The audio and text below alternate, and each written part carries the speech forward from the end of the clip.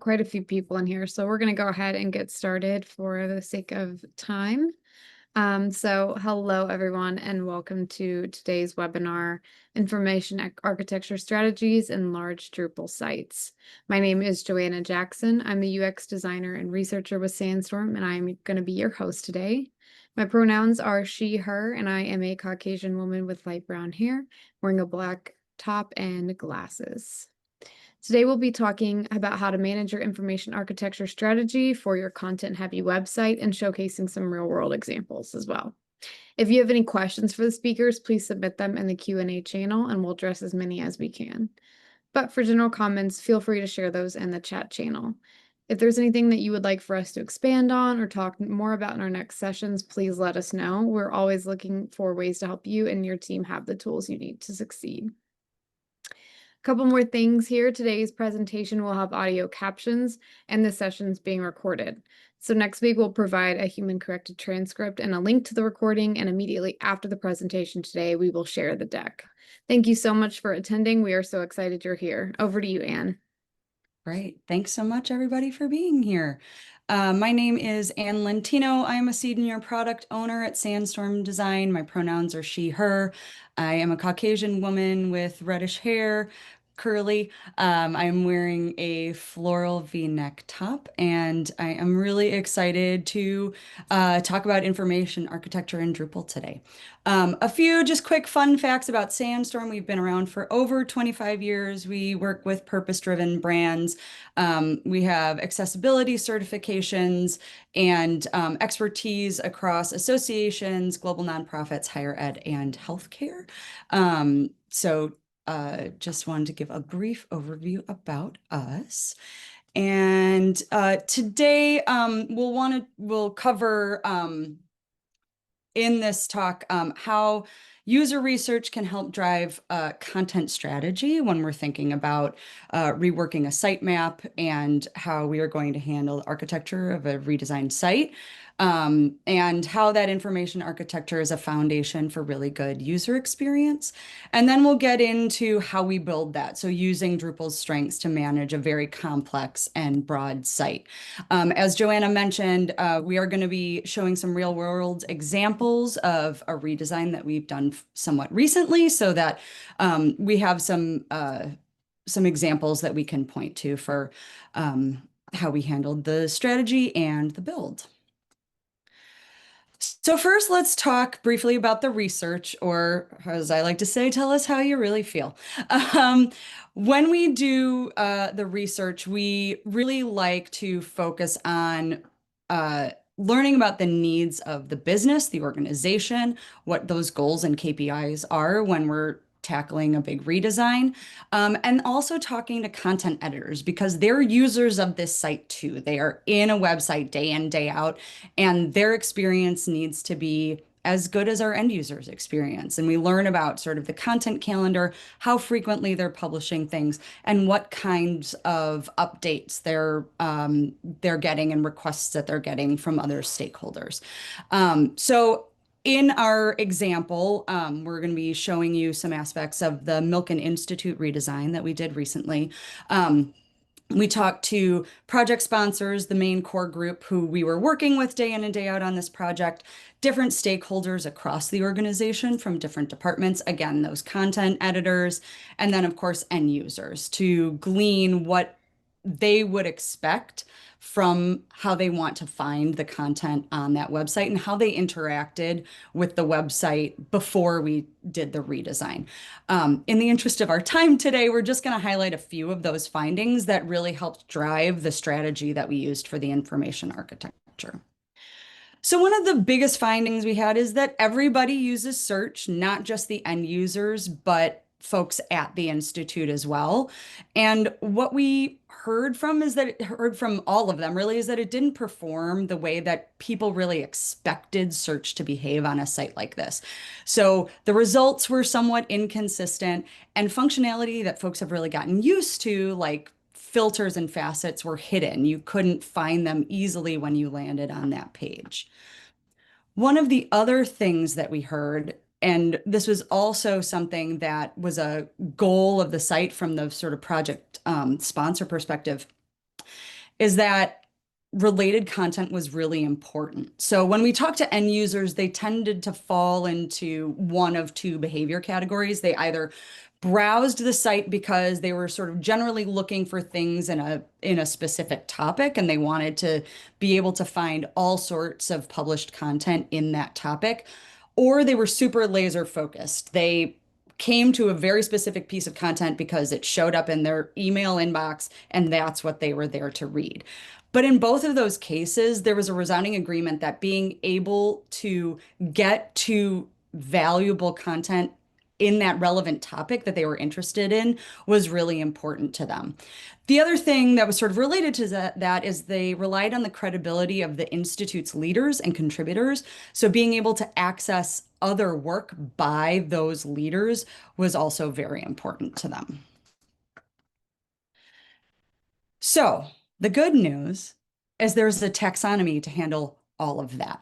So we knew that to handle the related content needs, we needed very specific and very descriptive taxonomy terms and very clearly defined related content rules to be able to support the needs of the end users. We also knew that they wanted to be able to find the newest sort of research and reports and those very important nuggets of content on the site easily. But then from the business side, there were program leaders who had ownership over those assets, and they wanted to be able to feature that content on their specific pages on the website. The previous website sort of buried that content on those pages, and we needed users to be able to get to that quickly while also making sure that those different programs or focus areas had could showcase us as part of their overall strategy. So we needed to balance those both of those needs at the same time. We also knew, again, search was going to be a big priority, so we would need those taxonomy to help drive those facets and filters so that we could expose them and let people kind of whittle down a really large body of work.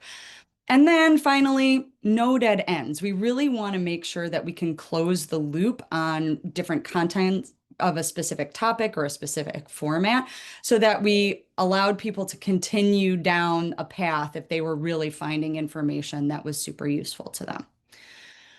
So where did we start with all this? Well, I like to say we measured twice so that we could migrate once. The way that we approached this, the different needs for the navigation, the sitemap, the information architecture, is what we call our yes and approach, if you're familiar with Chicago improv. So, yes, we wanted to do what the business needed and what the different organizational areas and stakeholders needed. And we needed to honor what we heard in the user research too of how the users expected to find their content. So users told us, our inspiration work showed us, our competitive analysis all confirmed that users wanted to be able to find content either by topic or by format or type in as few clicks as possible. So we needed to make topics a priority, and we needed a hub for published content where people could find specific types of content, podcasts, newsletters, thought leadership, those sorts of things. We also knew that we needed to make sure events, which was a very important part of the Institute's model, had a permanent home in the nav. But that was for the folks who maybe wanted to attend or wanted to know who was speaking. All of the content, the sessions, a lot of which were recorded and lived on the website, those needed to be surfaced as well, sort of in their own right and as part of the sort of broader architecture of the site where users could find them, you know, when they were searching in a specific topic area. So we needed to be able to highlight those panels as part of the content hub in a way that they weren't before. We also needed a way to communicate the Institute's organizational focus areas or pillars for users who wanted to engage with the Institute without, you know, burying some of that highly valuable content only on those pages. So we needed to be able to create a home for each of the different programs and portfolios so that they could also show the value that they were bringing to the Institute and the Institute's audiences. So how did we accomplish all of that in one navigation? Well, We had to start with an audit. We inventoried absolutely everything. So I equate this phase of a project to the big purge you do before you're moving from one home to another. So first, you're wondering how on earth you amassed all this stuff. And for the love of God, why do you have 7 lemon juicers? And then it gets really messy while you figure out sort of what stays, what you could repurpose and move to a different room in the new house, and what goes. And in the end, everything after all of that work and all of that mess, everything ends up in nicely labeled boxes and gets packed into the moving truck. But with all of that documentation of the current state sitemap, all the different content types, all the taxonomies they had, media that they had on the site, we were able to confirm with the team what content was prioritized to remain on the new site, understand what was being used to display all of that content on the current site, and where the gaps were between the current site and our vision for what we wanted the redesigned site to be. So then we had to give that prioritized content a new home. So we were able to organize the published content into two kind of similar buckets to meet the user's expectations on how to find the content quickly. We elevated the experts and events into their own sections in the nav. We also created a new hierarchy for the pillar structure, the way that the organization was had organized their portfolios and programs. And then we also wanted to make sure to keep a nice, tidy utility nav for all those things that are very important, but maybe don't fit into the other categories that we had put in the main navigation. And then we wanted to give it a fresh coat of paint.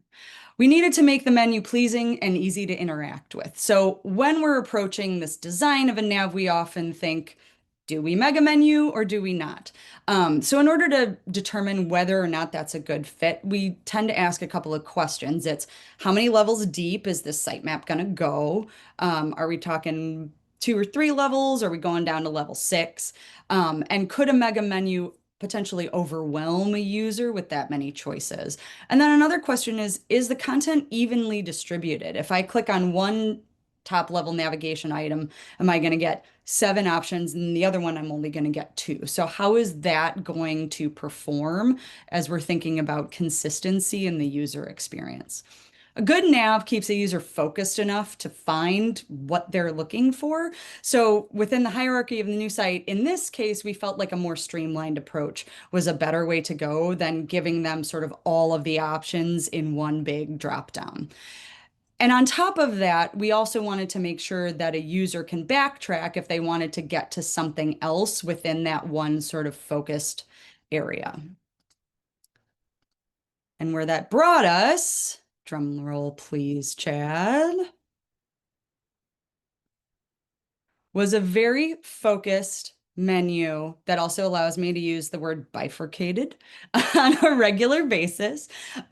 So what this allowed us to do is really make use of the nesting of the different pages and terms so that users could get to the valuable content very easily in this high priority left side of the nav. And here you can see how we created this hub where they could get to content by type. If they knew, oh, I read a report the other day, but I don't remember exactly what the topic was, I want to be able to go find that so that they could get to that format really easily. And then on the right-hand side of the nav, we have the sort of hierarchy of the pillars of the organization itself. So users can learn more about the departments, what sorts of content they're publishing, who's on those teams. But because there are sort of, programs within portfolio areas, we wanted to be able to show users how all of those things related to each other and be able to backtrack if they wanted to go sort of back up the chain. So once we came up with that strategy, we needed to figure out the way that we were going to build it. So as we aligned on that strategy, we like to come up with and discuss these guiding principles as we're moving through the actual build phase for the site. So Generally speaking, we like to keep what can be repurposed. We don't want to reinvent the wheel when we don't have to. It's a lot more efficient to use content types, different pieces of the architecture that's kind of in place, especially when we're doing a redesign where the platform is already there. We're just kind of transforming what already, already exists. The other thing is be selective with new content types. We don't need to overwhelm our content editors with multiple new templates when one or two variations will do. And that's why we want to be kind to our content admins, right? They're the ones who are going to be using the site day in and day out. We want to make it very streamlined, easy for them to understand, and also make sure that we're giving them the opportunity to make different choices as other needs arise in the future. We want it to be scalable and really, give them some flexibility as they're fielding new requests. So first, let's talk a little bit about the taxonomy strategy. Uh, because we knew we had a lot of related content needs and we wanted to be able to showcase content in different areas, we really needed to do a deep dive on what terms were already there and what we knew we needed to account for in the future.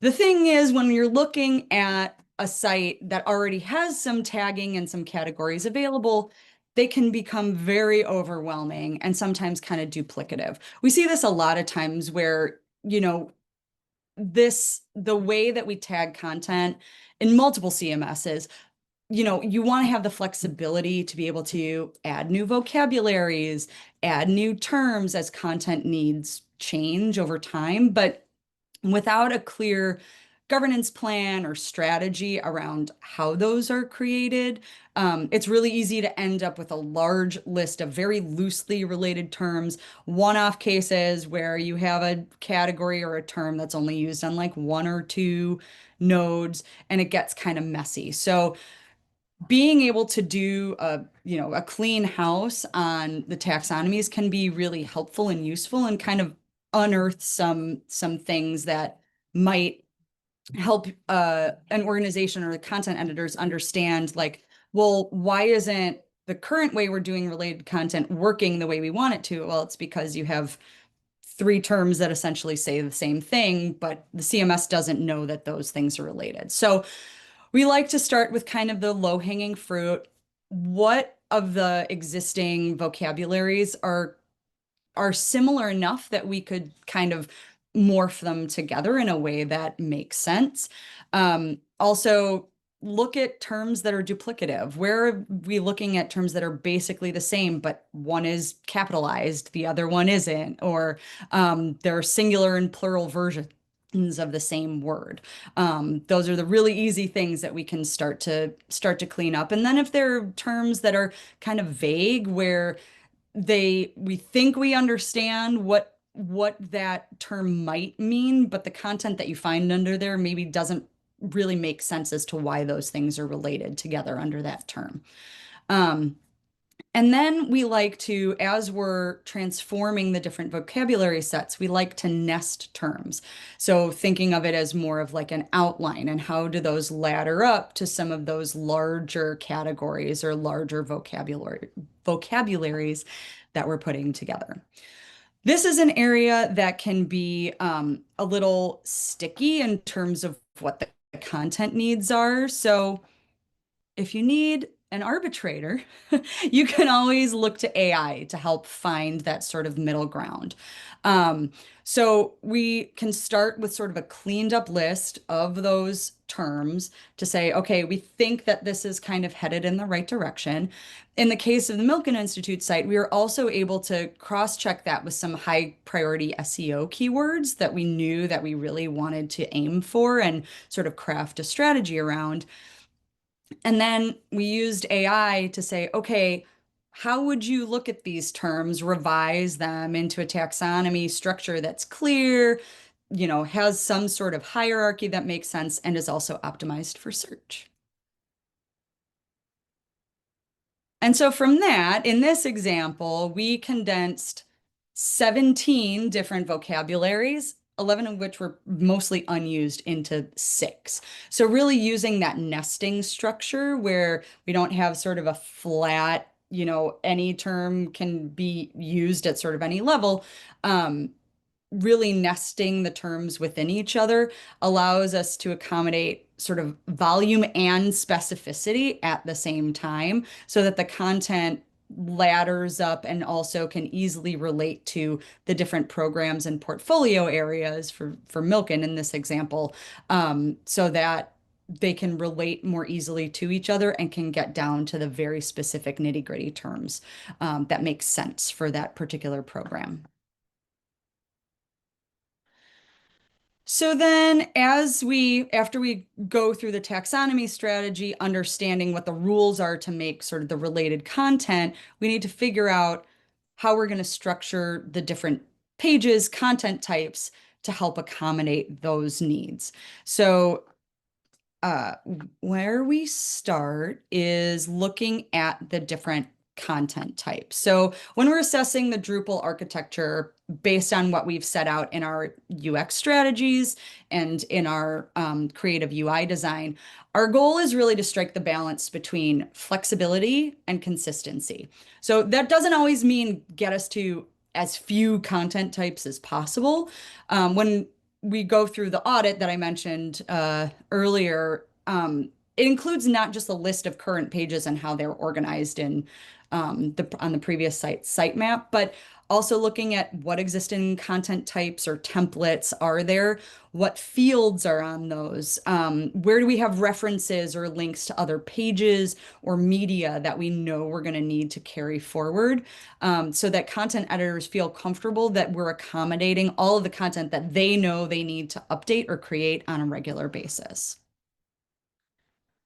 So when we're thinking of that migration that we were talking about, we like using structured content as kind of the workhorse of the site. So when we're thinking of migrating or transforming hundreds or thousands of different nodes, we lean on this structured content to help editors get timely content published as quickly as possible. So when we're thinking about sort of using one content type for a large volume of similar nodes, we don't want each one of those variations to have its own content type because that can get duplicative and it gives the content editors kind of too many choices. We can migrate it into one and give them options, knobs and levers to be able to add the content that they need in there very easily. So we think of it sort of as adding the fields that act as the outline for the content editors so they can say, all right, I know I need a title, I need an image, I know I need to upload this document to make sure that that's there so that users can access this report or wherever it might be. And then giving them all of the different taxonomies they need to make sure that the related content works the way that they need it to. So let's take a look at an example here. So this is a report, which is a very highly sought after piece of content on this Milken Institute site. So this is what the front end user sees, but the way that we build it is this is a content type called an article. An article can be used for multiple different types of content on the site, but we're leveraging the different taxonomies and different fields to make this stand out as a unique piece of content. So we set up a format taxonomy so we know, okay, when a user lands on here, they can see, although it's kind of tiny on this screenshot, this is a report. We have the title, the date, the different topics that this particular report is tagged with. And then the content editor can upload their image, the PDF that's associated with this report, and then some description, a little short description of what's going to be in this report, which is also really helpful for search and for SEO. And then this view down here is just automatically displaying related content based on the topics that are already added here. So the content editor doesn't have to do anything with this block. It's just going to show up because they put in all of these topics on this particular node. So to see what that kind of looks like on the back end, we have the title and then we give the content editor a choice of one format because a piece of content is only going to ever have one format. So that's a drop down, but they can choose multiple topics. Now, the way that we've set this up is they use the most specific topic, but we talked about how we nested those taxonomies. So the whole hierarchy of where that particular taxonomy term is nested shows up here so that this report can display in related content on a page about economic landscape, on a page about finance, etc. And then this pillars taxonomy allows us to very easily put this report as related content on those more department specific pages so that they don't have to manually choose which reports or which articles display on that page. Because it's tagged with finance, it will just show up there. And then we also use this to build out our URL structure. So as we add these different terms and things, this gives us a sort of breadcrumb, not an on-page breadcrumb, but in the URL so that a user knows where they found, where they can get to this content and content like it. And then finally, talking about how we build for that flexibility. So the flip side of the coin of structured content is using a more layout-based approach. So in Drupal, obviously, we're talking about Layout Builder, and we love using that for the flexibility, but we can also set a default layout for consistency to make sure that all of the content of sort of a similar hierarchy or a similar sort of structure, like all programs or all portfolios, kind of have the same layout so users know what to expect every time. The beauty of the default layout here is that it balances the dual needs of giving content editors the flexibility they need to kind of reprioritize or highlight a different topic or event at one time or another. But we have the structure of the UX principles that we established in our design phase carried forward over and over again. So when we put that all together, we can create something where we can combine fields and layout builder and the flexibility of a more drag and drop approach into something that is highly valuable both for the end users and the content admin. So they can manually change out what report is going to be is either the most valuable at the time or that they want to highlight as part of their initiatives. We've also have a field here where they can link to the children of this particular portfolio. We have the most recent content. Again, anything tagged with, in this example, faster cures is going to show up in this most recent content and update regularly. And then not every portfolio has a newsletter, but Faster Cures does. So they can choose to put this newsletter sign up block in here if they need it. And then a quick view of the Faster Cures team, where if we add a person to the site, they can be tagged with Faster Cures in that pillars taxonomy, and that automatically adds them to this page. And all of that work that we put into the taxonomy strategy and the way that we build out these nodes powers search. So we were able to build out the different facets and filters that users need when they're searching for a particular topic, but they really want to hone down on maybe only research that's been done in this area, or they want to find something by a particular expert at the Institute. They're able to do that very quickly here. So some quick takeaways. We always like to start with research. It reduces the subjectivity of content that an organization has been looking at, has had their hands in for a very long time. And it really helps ground future decisions as we're thinking about these different information architecture and development strategies. investing that time in auditing and documentation. It can be a slog, but it is well worth it to help understand how a migration of content is going to look in sort of the new world of things, and can help catch some of those tricky edge cases that we may not be aware of as we're just taking a look at the site from the front end. You got to think about every page as a side door to the website. So making sure that we have correct breadcrumbs, tagging, and a good URL structure to help orient a user if they don't automatically come to your homepage. And make sure that your strategy of updating content and the way that you organize it on the site is clear, and that the way that you build it out supports that vision. We'll have some other links about Sandstorm's work with Drupal in our deck, but thank you so much to everyone for joining us today. I hope this was useful for you.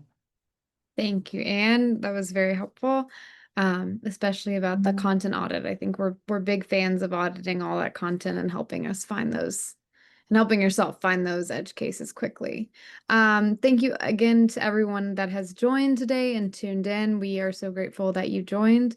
If at any point you have any questions, you've got Anne's information up here on the screen. Feel free to reach out. She loves to talk about information I architecture. sure do. So again, right after this presentation, we'll be sharing today's deck, and then next week you will have the human corrected transcript as well as a link to the recording. So feel free to share that. So thank you all. Hope you have a fabulous rest of your day. Thanks, everybody.